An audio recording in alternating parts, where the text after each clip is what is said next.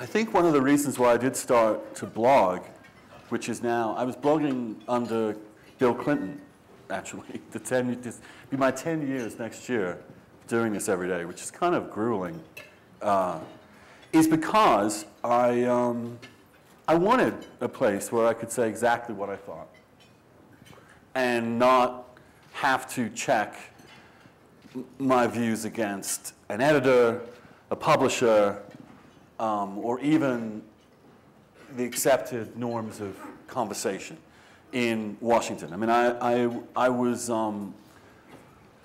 edited the New Republic for 5 years and grew up and was trained really to be a journalist in mainstream media. And the New Republic, God bless it, is one of the most, and certainly under the auspices of Mike Kinsley, who's over there, was one of the least constrained and constrictive places on most subjects, and allowed you to do things that other people couldn't do in journalism.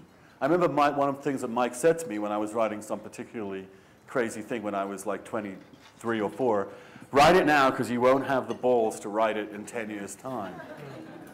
Because the implication, because you would be slowly socialized into Washington's acceptable boundaries of discourse.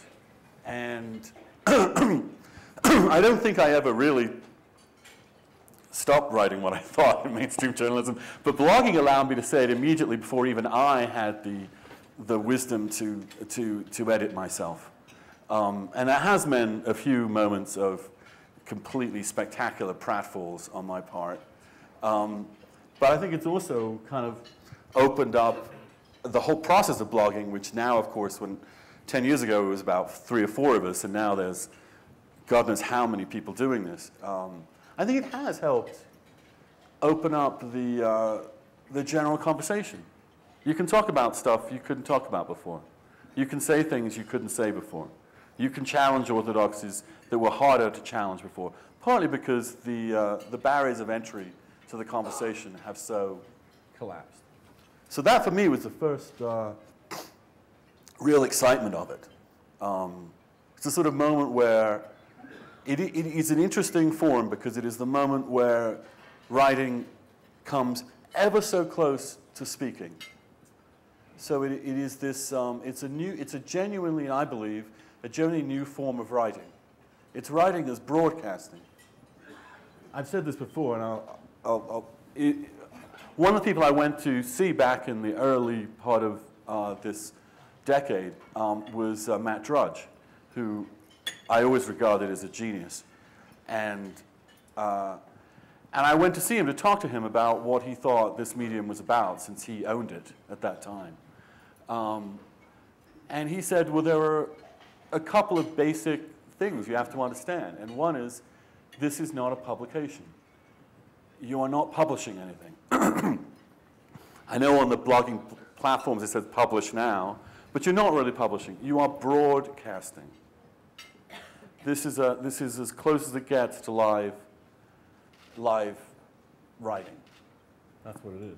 And therefore, you have to have a totally different understanding of what it is that you're doing. And you have to have a totally different understanding of your relationship to your audience. And you have to have a totally different understanding as to the provisionality and finality of what you're saying. All of which I found absolutely riveting and fascinating. And you know, you're a journalist, this thing comes along, this kind of new media comes along once in a lifetime for most journalists. I don't think anything like this has happened since TV. And as a writer, especially, nothing like this has come along really since the printing press, I don't think. Or maybe mass publication of paperbacks. So why not go in? Why not jump in? I figured, what the hell?